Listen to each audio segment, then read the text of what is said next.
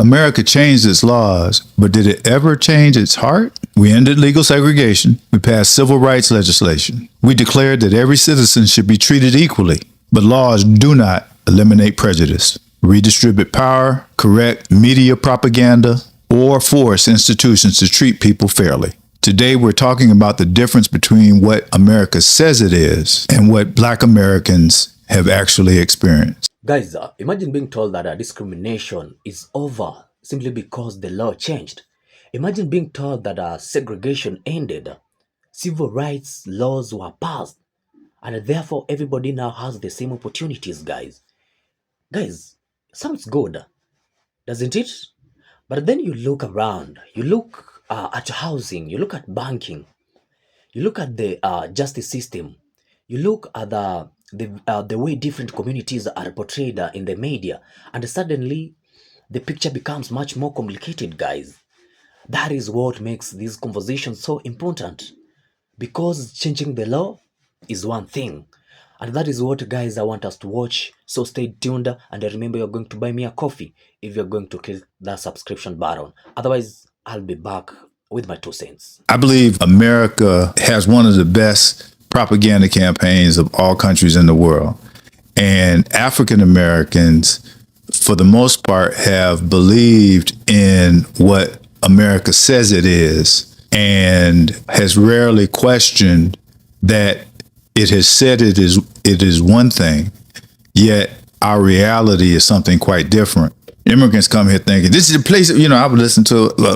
I talk to these Uber drivers, and you should hear, "I love this country. I love this country." I ain't never felt no love for this country, quite frankly.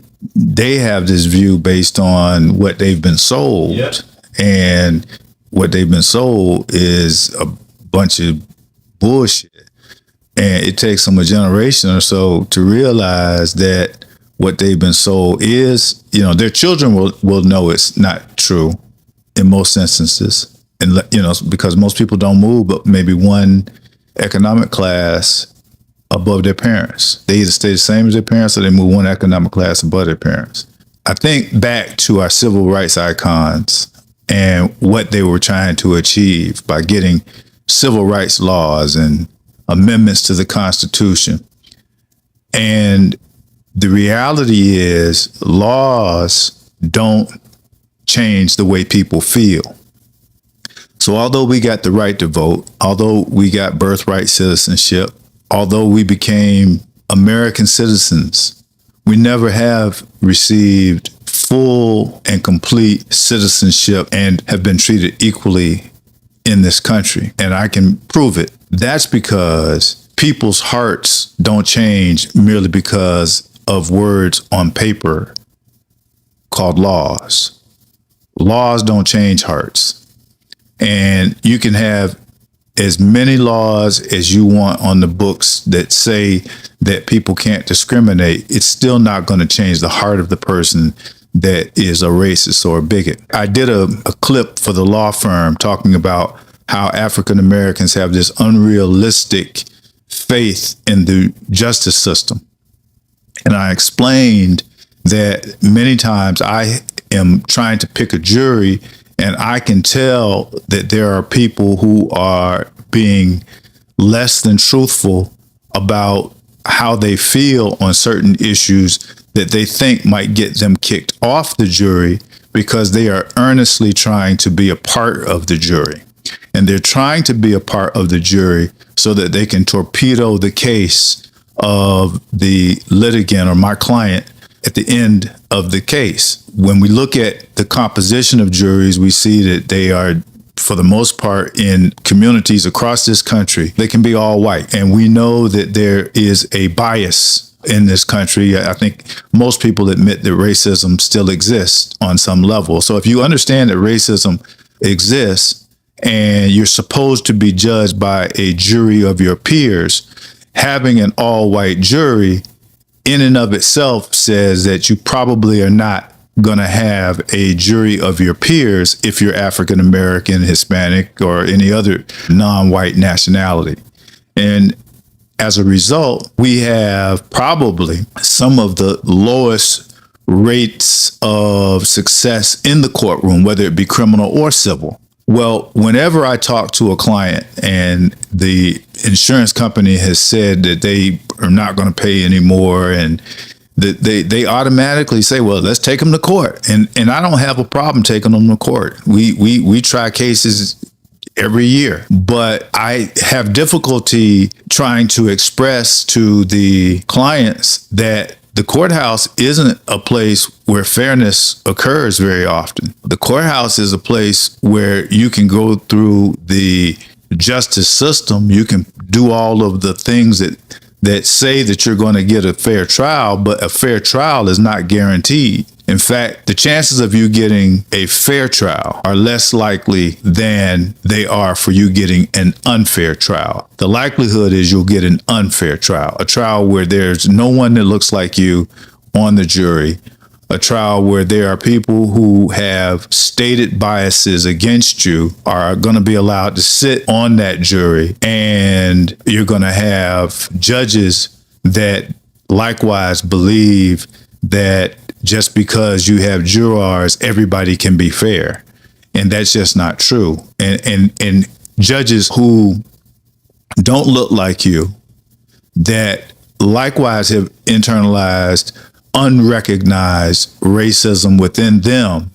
And so as a result of that, some of their decisions are going to likewise reflect the fact that they don't recognize race or racism. Kind of like our U.S. Supreme Court. In some of its most recent decisions, they've indicated that racism has ended in America. And my lived life experience and the lived life experience of my family and my friends says that racism is as alive today as it was when I was born. Racism has several components, but it is treating you differently as a result of what your quote unquote race is, because we know that race is a false construct created by a botanist called Linnaeus. But regardless, race is generally determined by the color of your skin. And so to have preconceived notions about who and what you are merely because of the color of your skin is a general understanding of race. And then having the ability based upon the power dynamic, meaning that you have power over another person and you have privileges that person of a different race, you have those privileges that they do not enjoy, even though you both are quote unquote American citizens. Prejudice, anybody can be prejudiced. I could be prejudiced against broccoli. I don't like broccoli. Prejudice is not as intense as racism, is dealing primarily with the preconceived notions that a person will behave or act in a certain way because of the color of their skin or because of their nationality or ethnic origin. Likewise, because of the color of their skin. Prejudice is just a dislike of people that look a certain way. You can be prejudiced against long dresses. You can be prejudiced against people who have blonde hair. The difference between racism and prejudice is truly the power dynamic. It's the ability to make a phone call to the police, and when the police arrive, if it's a white woman and a black man, the black man is automatically going to be deemed to be the suspect. It's the ability to, black men make up 6% of the population, but they make up 60% of the prison population. Black homeowners selling their homes in the very same neighborhoods as whites, more often than not, homes are sold for less and appraised at lower values if the appraiser knows that the homeowner is black. I mean, these are things that are baked into the system that are, what I say, a part of the power dynamic. Prejudice isn't necessarily a part of the power dynamic. Racism is. Racism is the system that makes it such that people who are not in the dominant race, the outcome that they receive in the medical system is worse than that of the dominant culture. The opportunity at capital to start businesses is affected. So all of the, I guess, elements of being an American are not afforded to certain groups as a result of race, whereas the race of the non-dominant group cannot affect any of those issues when it comes to the dominant group. So black people can't, for the most part, can't deny white folks loans.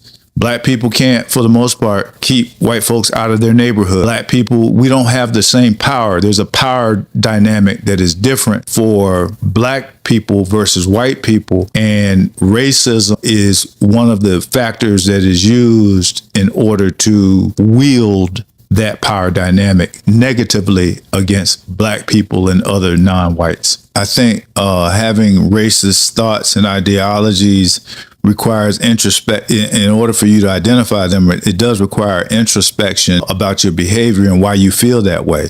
I mean, the propaganda against black Americans is so intense that even in Africa, when I was in Ghana and Senegal, in Kenya, they have a view of African Americans that has been created by the media that in many respects is negative.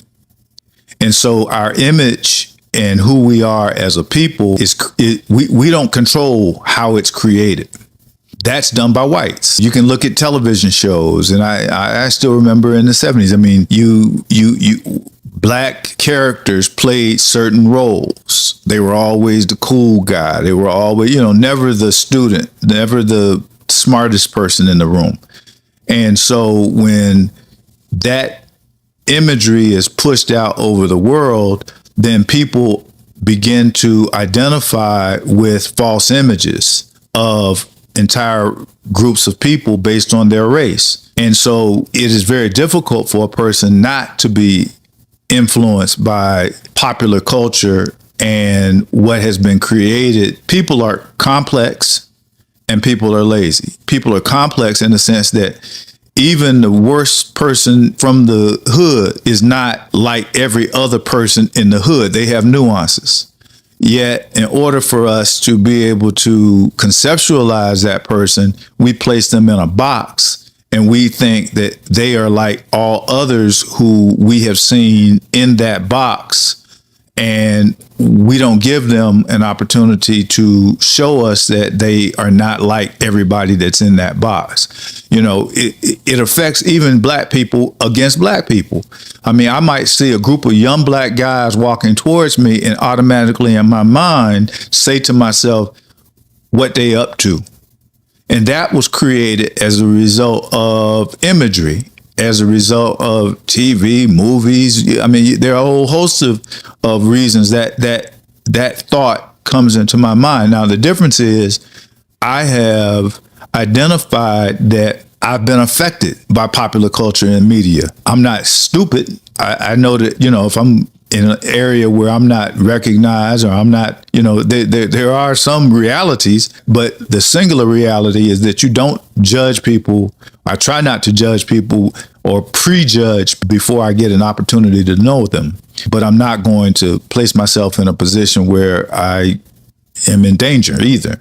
And, so statistically, we know that there are some places that are higher and that have higher instances of crime than others. And if you are not from that community and you stand out, that's anywhere in the world. They tell you when you go to South Africa, don't walk around with your phone out. That's what Americans do. So the reality of understanding where you are is one aspect, but the initial perception of the people you're encountering that you don't know, that don't look like you and may not share your race, comes from popular culture and the imagery created that places everybody in a simple and easy box so that we can discern who to trust and who not to trust. And that is something that, for the most part in this world, black people don't control their own image. I don't think that every white person is a rabid racist. I do think that every white person has some level of racism in them because they are affected by their environment. They may have some prejudice in them, but we can talk more about that on the other side of this break. I was watching one creator who showed where they had a meetup at Newport Beach in California. And there were over 400 white kids at this meetup, and they were fighting. I think that there were 4 or 5 arrests. There even was some extensive vandalism in Newport Beach, which is a relatively wealthy community, beachside community in California. And what he pointed out was that when they did talk about this meetup and all these kids, they found one black kid that was there. And when they started talking negatively, they flashed his picture.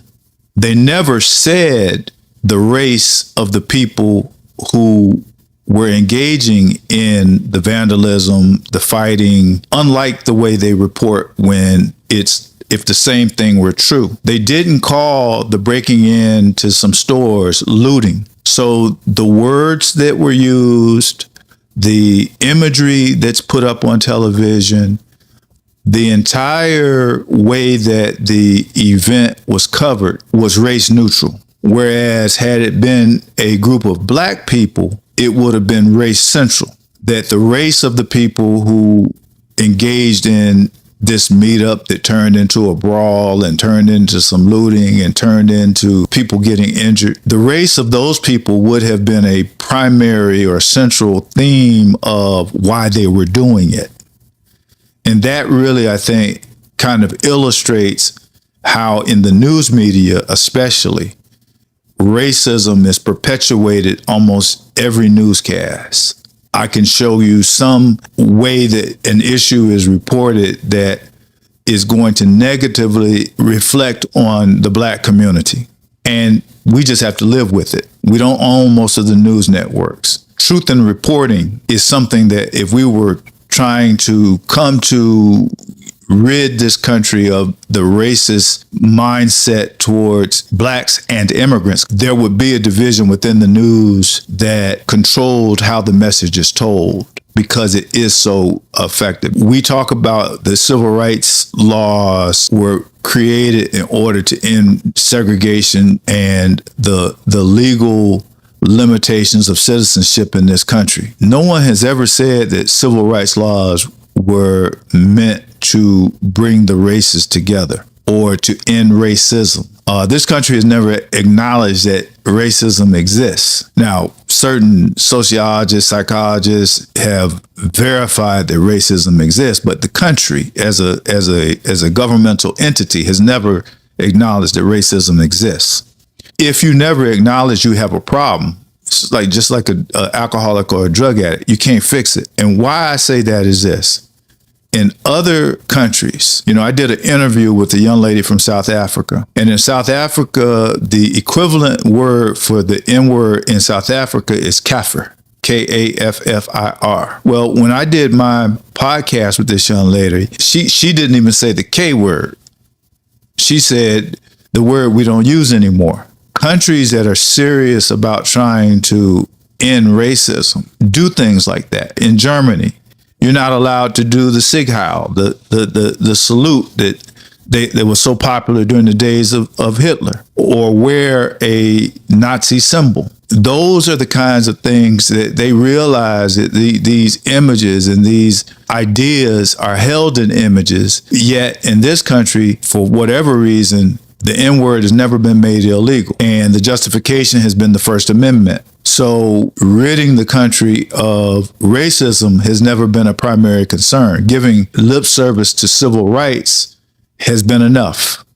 And unfortunately, as African Americans, we've allowed it to be enough. If you look at what has happened to the major news networks, CNN has been bought by right-wing conservatives and will ultimately become another arm of the Fox News type media. MSNBC has remained, I guess, more to the left. But if you look at the statistics, who's watching the news networks are playing to an older white audience. And the way that it is being presented is in order to maintain the confirmation bias that the older white audience already has regarding their outlook on America. And what I mean by that in simple terms is black people are bad and are the biggest cause of trouble in this country. And white people are good. And we're having to deal with all these bad black people and immigrants who are coming over trying to change America and make it something it was never intended to be.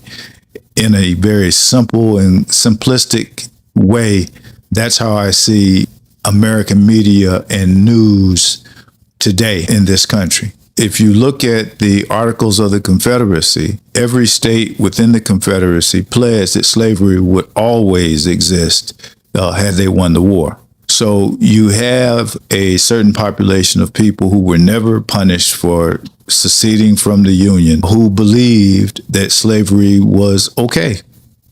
And that same element of society has historically maintained its ideology. It's just not able to enforce its ideology because the Union won.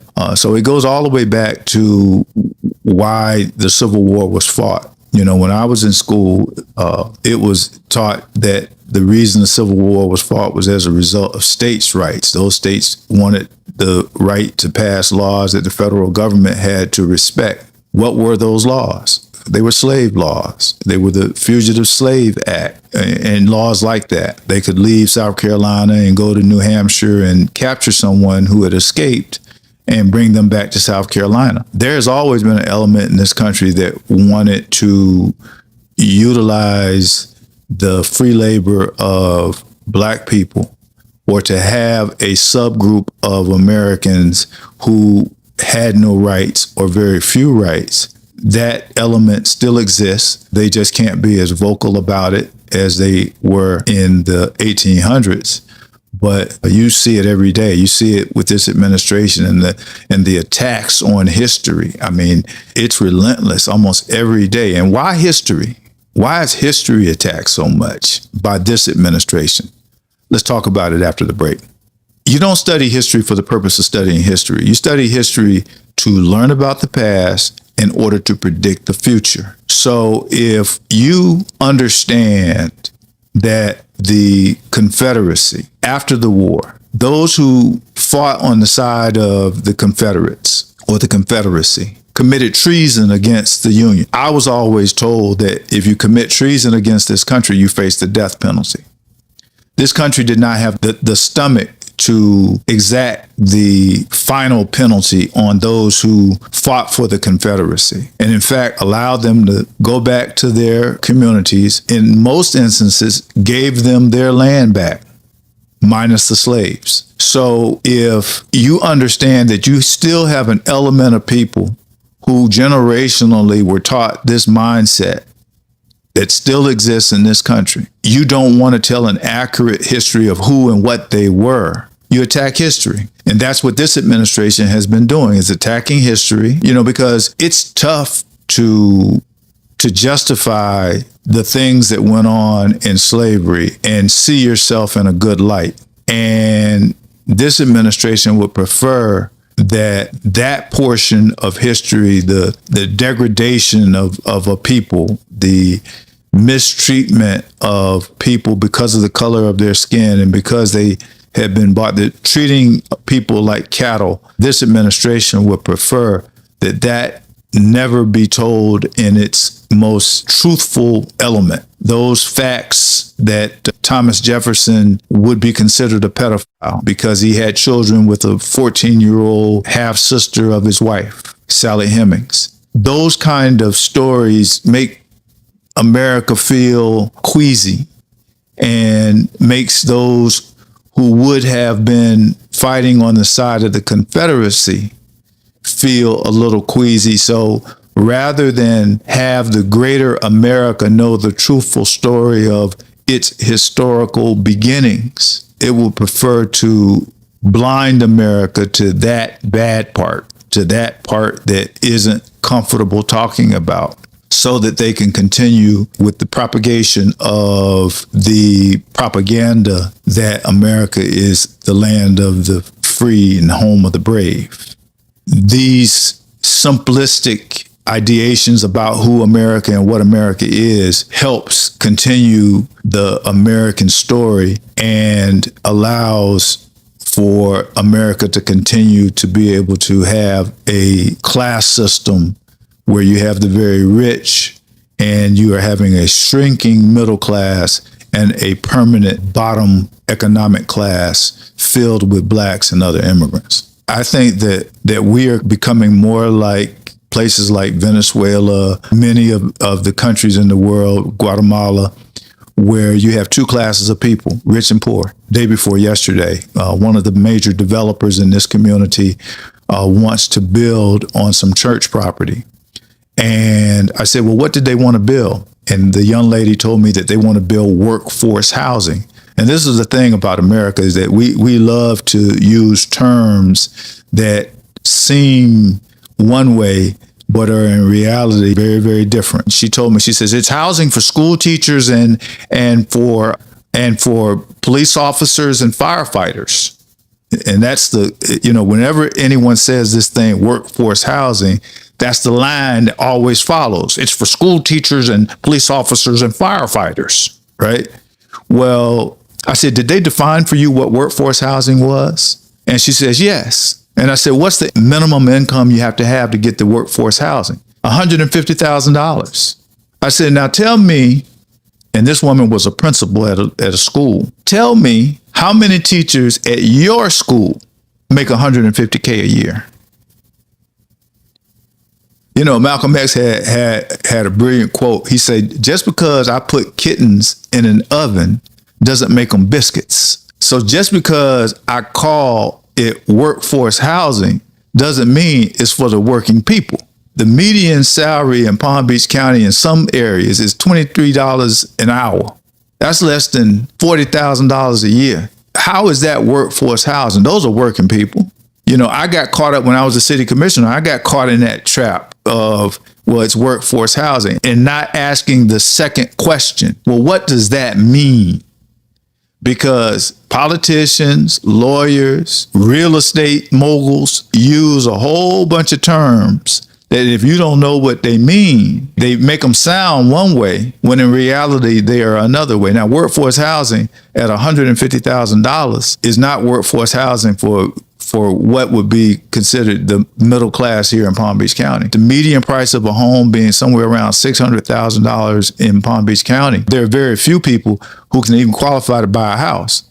So now here is an apartment where you got to make $150,000 a year to move into it, or a condo. You can call it condo, apartment, same thing. But the developer is selling the black church and notion that they're going to be helping the community by providing workforce housing, and the church is either purposely blind or haven't done their research. If they're purposely blind, that means that they are collaborators with the developer to use their land that should be going to their community. It's a piece of property attached to the edifice of the church that they could sell, and they'll probably put a 20-story condo on that property because it overlooks a lake, and, you know, it could look back towards the city until they build something in front of it. Very centrally located, would be a great development. And it would be especially great development if that church was able to get with 2 or 3 other churches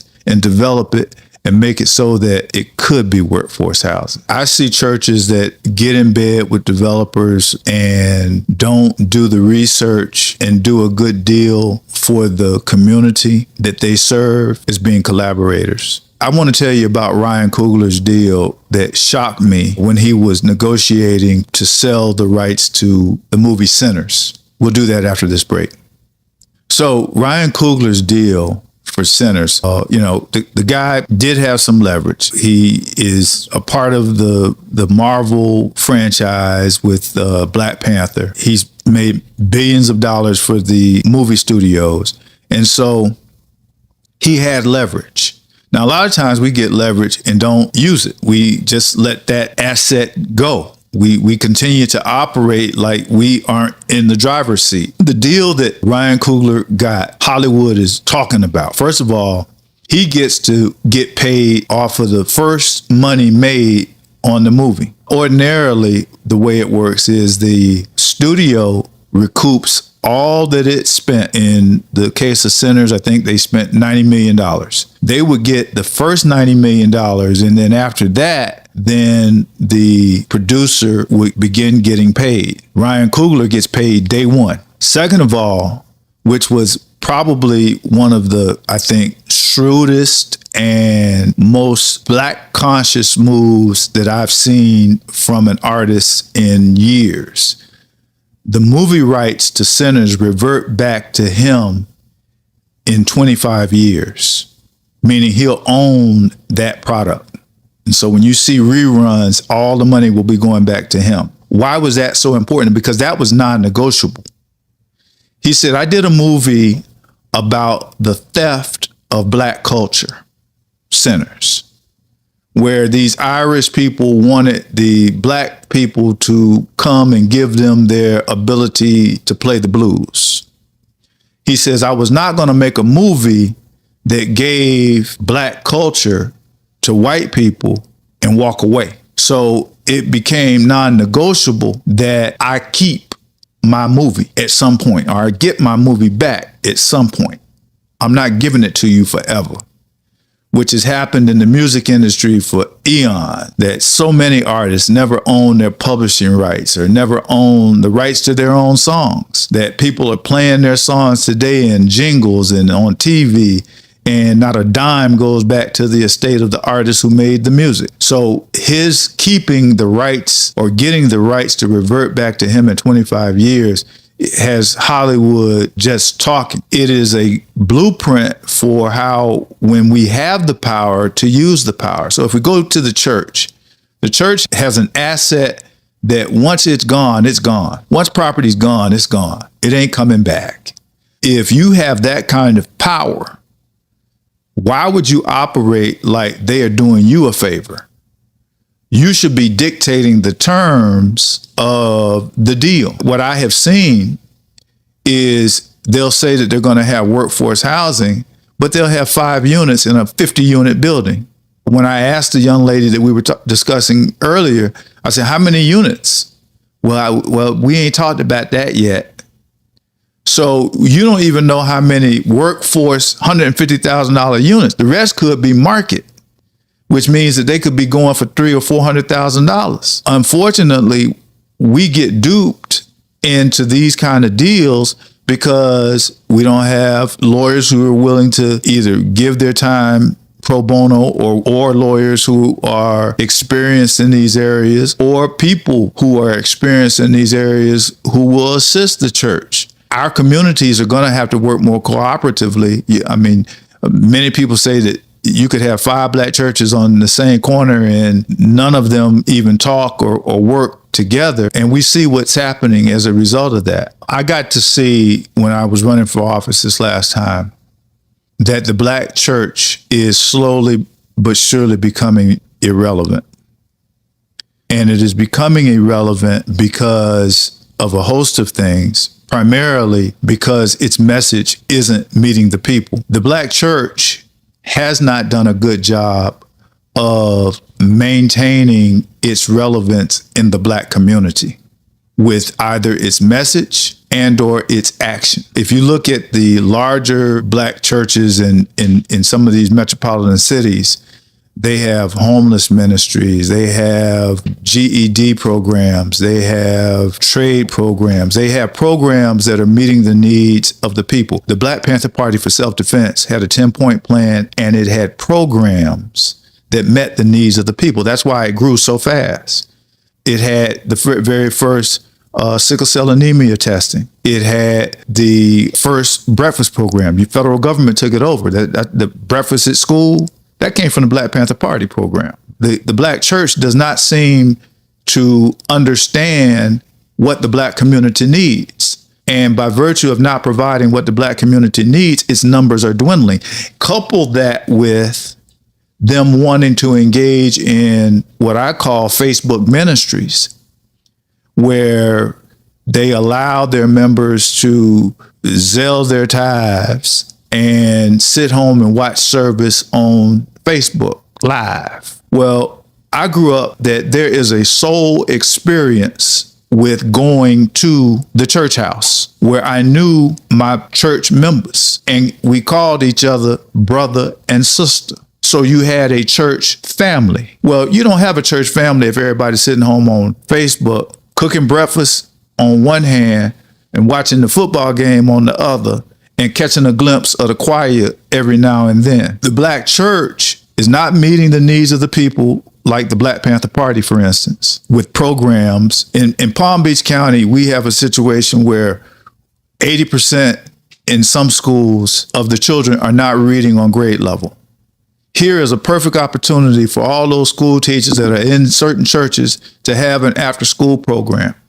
When the state of Florida decided that it was going to remove AP Black History from the schools, there was a perfect opportunity for the Black church to take up what wasn't being taught properly anyway, to take up teaching Black history in its schools. Get together and come up with a Black history curriculum. Get people like Hannah Nicole Jones from Howard, get Greg Carr from Howard. Any one of these Black historians would have gladly given their time to create a curriculum for kindergarten through 12th grade Black history, real Black history. That was a perfect opportunity. And so the Black church has missed many opportunities. And I dare say that financially and economically, many, if not most, are in dire straits because they are relying on tithes and offerings to maintain the edifice and don't have any financial ministries outside of Sunday to continue the church to grow and to continue to build on the ministry. The lesson in all of this is that freedom cannot exist only on paper. A law is not justice. Representation is not power. Access is not ownership. A charitable label is not community development. And an institution's history does not guarantee its future relevance. Black communities must learn to examine the language that is being used, identify who controls the asset, understand who receives the long-term benefit, and stop approaching negotiations as if someone else is doing us a favor. Whether we are discussing a courtroom, a newsroom, a movie studio, a housing development, or a church, the question remains the same. Who has the power? Who owns the outcome? And what will our community have left when the deal is finished? Until we learn how to use our leverage, protect our assets, tell our own history, and build institutions that meet our actual needs, America's promises will remain more powerful than its performance. And we can no longer afford to confuse. Guys, I'm welcoming you to this other side of the video where I do usually make the comments of the video that you have just watched a minute ago. So guys, you know very well that changing the way people think, the way institutions operate, and the way power is distributed is something completely different. You know, the civil rights movement achieved something enormous. Laws that openly enforced segregation were challenged. People fought for the rights to vote. They fought to enter schools. They fought, guys, to enter businesses, workplaces, and public spaces without being legally excluded because of the color of their skin. You know, guys, that was a real progress, isn't it? But here is the uncomfortable question. You can change a law without changing the people who are enforcing it. Because a person can follow the law and still carry prejudice in their hearts. A system can look equal on paper and still produce unequal results. And that is where these conversations, guys, gets deeper. I want you to think about the justice system, guys. Imagine two people committing similar offense. They may enter the same courtroom. They may face the same judge and supposedly receive the same protection under the law. But what happens if unconscious bias influences who gets selected for a jury? You know, what happens if assumptions about someone's neighborhood, appearances, behavior, or background influence how much that person is perceived. Suddenly, equality on paper doesn't necessarily mean equality is experienced, guys. And isn't only about the courtroom. Think about buying a home. Think about getting a bank loan. Think about having your property valued, guys. Think about also applying for the job. These decisions can have enormous consequences.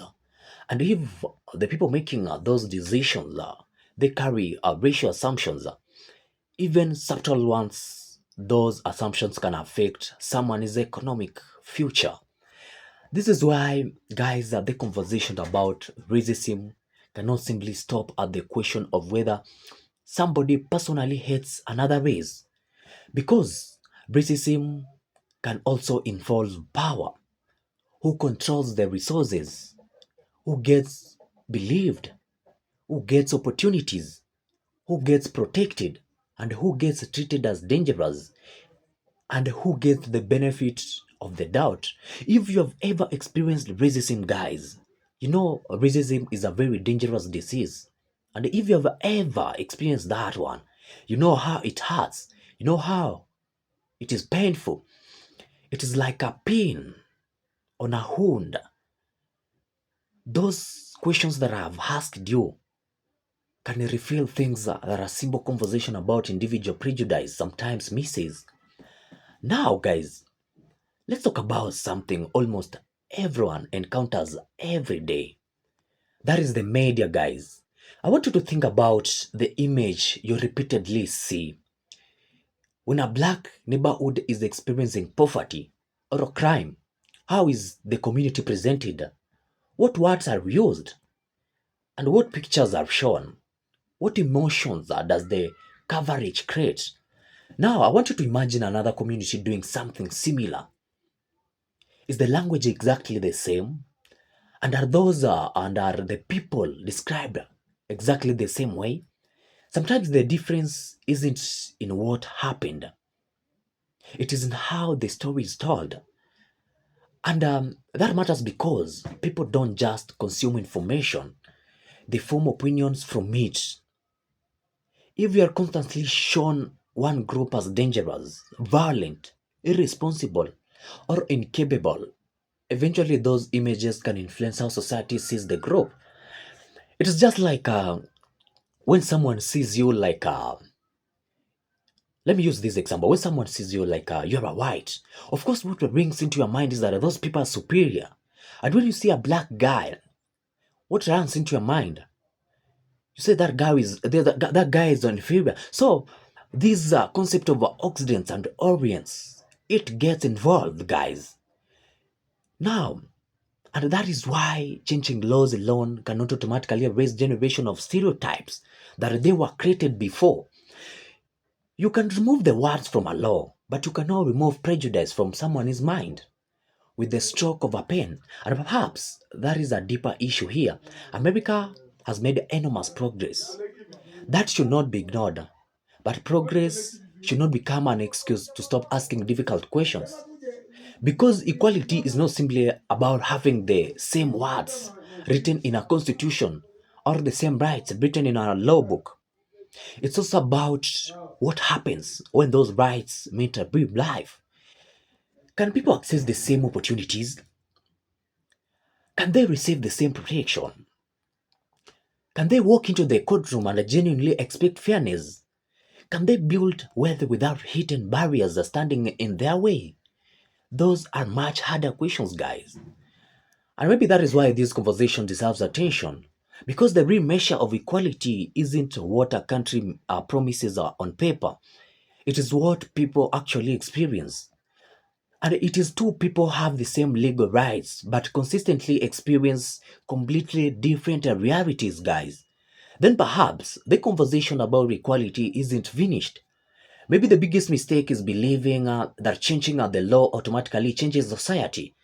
The law can open the door, but what happens after the door opens is the real test. So, guys, I want to say thank you for making until this further end. I do really appreciate to my subscribers, to my those returning viewers, I want to say a very much thank you for you people. You have shown me a great support. Otherwise, I want to say thank you very much for watching. And remember, you are going to buy me a coffee if you're going to click that subscription, guys, and also if you're going to share out this video. Otherwise, I do really appreciate. Thank you for watching until this further end. Until then, I'll see you in the next one. Otherwise, take care and God bless you.